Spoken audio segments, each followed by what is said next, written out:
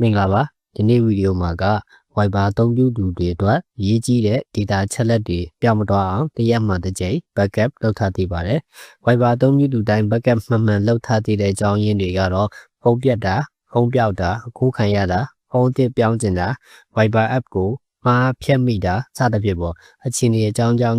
တရက်တစ်ကြိမ် backup လုပ်ဖို့အဆင်မပြေရင်တစ်ပတ်မှတစ်ကြိမ်လောက်တော့မဖြစ်မနေ backup လုပ်ထားဖို့လိုအပ်ပါတယ် Viber ကို backup လုပ်ဖို့အတွက်လိုအပ်တာကတော့ Android မှာဆိုရင် Gmail iPhone တွေမှာဆိုရင်တော့ iCloud ပေါ့ဗျာ Android နဲ့ iPhone နှစ်မျိုးစလုံးအတွက်အစစ်စစ်လောက်ပြပေးထားတာမို့အလွယ်တကူလိုက်လုပ်လို့ရပါတယ်ဆိုတော့Viber တွေကိုဝင်လိုက်မယ် Viber backup လုပ်ဖို့အတွက် Viber တွေကိုဝင်လိုက်မယ်ဝင်ပြီးဆိုလို့ရှိရင်ဒီညာဘက်တော့အောက်ကမိုးလေးကိုတစ်ချက်နှိပ်လိုက်မယ်မော်လေးနှိပ်ပြီးဆိုလို့ရှိရင်အပေါ်နားလေးဆွဲတင်မယ်ပြီးလို့ရှိရင်ဒီအောက်မှာ setting ဆိုတာရှိရယ် setting ကိုတစ်ချက်နှိပ်လိုက်မယ် setting နှိပ်ပြီးဆိုလို့ရှိရင်ဒီအလယ်နားလေးကလူပုံစံလေးအကောက်ကိုတစ်ချက်နှိပ်လိုက်မယ် okay အဲဆိုလို့ရှိရင်အပေါ်ဆုံးကိုViber backup ဆိုပြီးတော့တွေ့ရနော် okay Viber backup ဆိုတာကိုတစ်ချက်နှိပ်လိုက်မယ်နှိပ်လိုက်ပြီးဆိုလို့ရှိရင်ဒီနေရာမှာ account for backup ဆိုတဲ့နေရာမှာကို backup လုပ်ခြင်းတဲ့အကောက်ကိုယူလိုက်ပါနော်ကိုရဲ့ကိုကအကောက်ကိုလုပ်ခြင်းတဲ့အကောက်ကို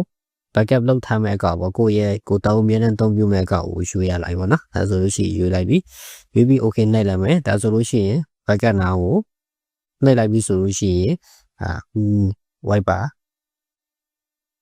backup လုပ်နေပြီပေါ့နော်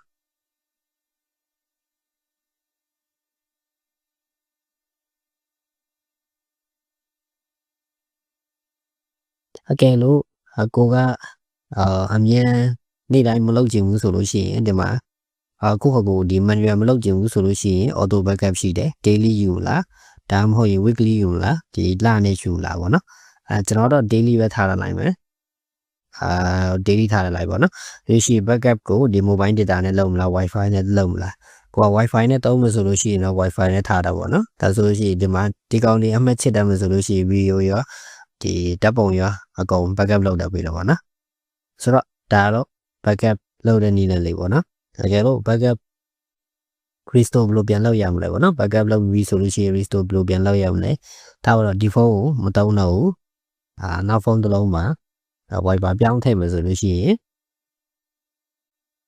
ထပ်ပြီးတော့ထပ်ပြပေးမယ်နော်ဖုန်းအသစ်မှာဆိုလို့ရှိရင်ဘယ်လို restore ပြန်လုပ်လဲokay အရင်ဆုံး Google Play Store ကနေ Viber ကိုတက် down လိုက်ပေါ့နော်ဒါဖုန်းအသစ်ပဲဒါဖုန်းအသစ်ဖြစ်သွားပြီနော် Viber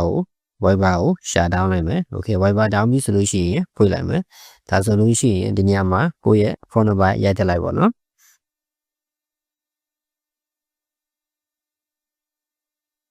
ကိုယ့်ရဲ့ဖုန်းနံပါတ်ရိုက်ထည့်လိုက်မယ်ရိုက်ပြီးလို့ရှိရင် continue ကိုနှိပ်လို့ရှိရင် continue ပဲဆက်နှိပ်ပါနော်အလောင်းကိုပဲနှိပ်ပေးမယ်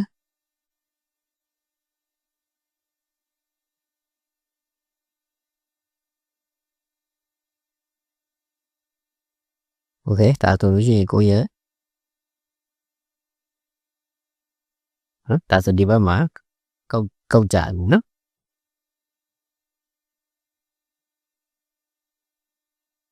โอเคဒါဆိုကိုရဲ့နာမည်ကိုကြော်လိုက်ပါနော်ဒါဆိုဒီမှာကိုသူကတခါလေးပြတယ်နော်ဒီမှာ restore လုပ်မလား skip လုပ်မလားပေါ့နော်ကျွန်တော် skip လုပ်လိုက်မယ်အထဲမှာပဲတွားပြီးတော့တက်လောက်မယ်နော်ဟုတ်ပြီဒါဆိုလို့ရှိရင် restore ဘယ်လိုပြန်လုပ်ရမလဲပေါ့နော် restore လုပ်ဖို့အတွက်ဒီဘက်ညာဘက်တောက်ကမော်လေးကိုနှိုက်ပြီးဆိုလို့ရှိရင်ဒီမှာ setting တွေကိုတွားပြီးဒီမှာအကောင့်ရှိတယ်ပြီးရ Viber backup တွေကိုတွားဒီဘက်တောက်မှာ restore ဆိုတာရှိတယ် restore နှိုက်ပါနော်ဒါဆိုဒီနေရာပြန်ရောက်ပြီဒါဆို restore now ကိုနှိုက်ပြလိုက်ပါ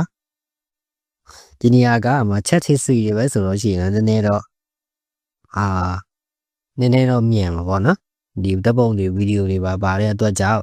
Wi-Fi နဲ့ backup လုပ်ရင်တော့ပိုပြီးတော့အဆင်ပြေမယ်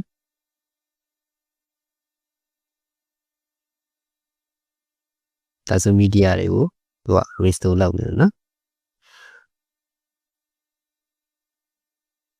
နည်းနည်းကြာလာတဲ့အတွက်ကျွန်တော်ဗီဒီယို pass လုပ်တာလိုက်မယ်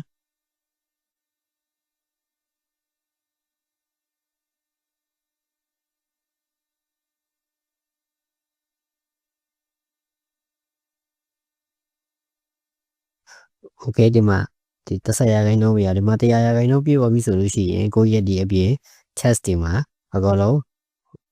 ဖုန်းဟာမှာတုံးခဲ့တဲ့အတိုင်းအကောင်လုံးဒီထဲမှာရှိပြီပေါ့နော်ဖုန်းဟာမှာတုံးခဲ့တဲ့အတိုင်းဒီထဲမှာအကောင်ရှိပေါ့အကောင်ပေါ်လာမှာပေါ့နော်ဆိုတော့ဒါ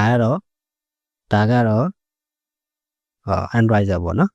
okay iOS အတွက်ကိုနောက်ထပ်ထပ်လုပ်ပြပေးမယ်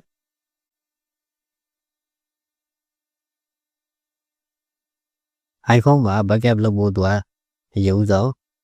ခဏအတိုင်းပဲနော် Wi-Fi ထဲဝင်မယ်ပြီးလို့ရှိရင်ဒီဘက်တောက်ကမောနိုင်မယ်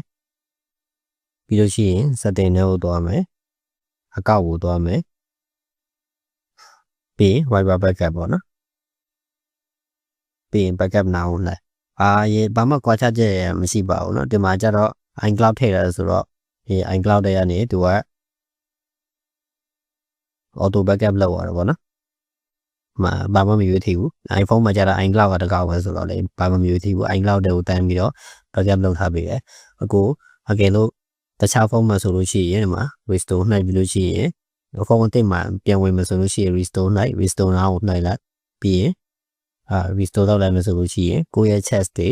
ဖုန်းဟောင်းက chest တွေဖုန်းအသစ်တွေကိုအကုန်လုံးရောက်လာတော့ဗောနော်ကိုယ့်ရဲ့ data တွေဆုံးရှုံးမှုမဖြစ်ဘူးပေါ့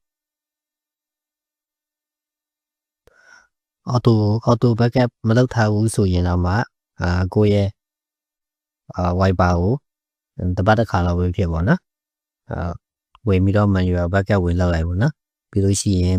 Wi-Fi နဲ့ပဲလောက်ပေါ့နော် data နဲ့လောက်လို့ဆိုရှိ data အများကြီးကုန်မယ် video file တွေပါမယ်ဆိုလို့ရှိရင် data စားရပေါ့နော်ပြီးလို့ရှိရင်ကိုယ့်ရဲ့ Google Drive ဒီ iCloud storage တွေလုံလောက်မှုရှိမရှိစစ်ပေါ့နော်ဆိုတော့ဒီ video ကတော့ဒီလောက်ပါပဲမေးရရှိရင်တော့ comment မှာမေးထားခဲ့ပေးပါနော်အားလုံးကိုကျေးဇူးတင်ပါတယ်